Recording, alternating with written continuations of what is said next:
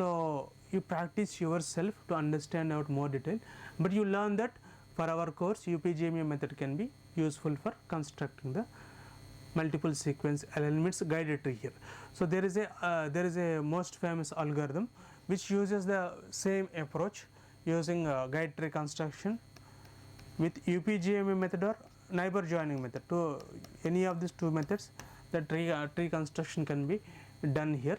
The famous algorithm name is called as Clustal or clustering algorithm here. The main steps of Clustal is do pairwise sequence alignment and create guided tree or user defined tree, and you carry out the multiple sequence alignment based upon that one here. The Clustal algorithm is one of the most famous.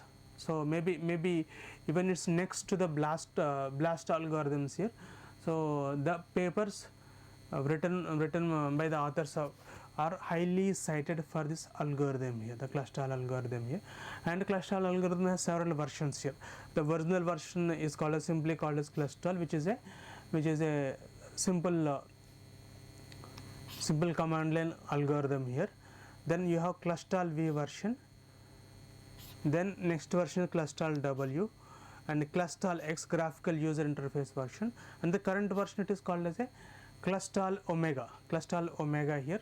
It is command line program, and also now web interface also available, and you can use web interface for small set of sequences, and command line can be used for bigger set of sequences here.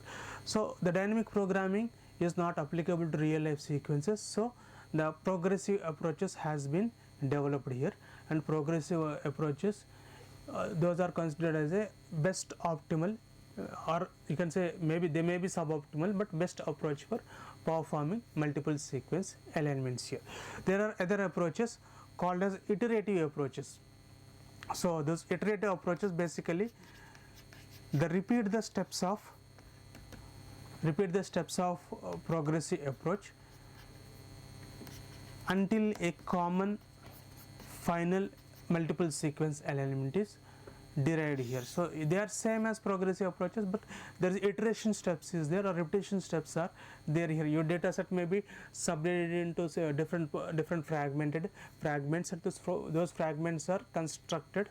Those fragments are fed to the progressive alignment tool, and based on the results an iteration will be done so that no more fragmentation is required, and final common multiple sequence alignment is achieved here.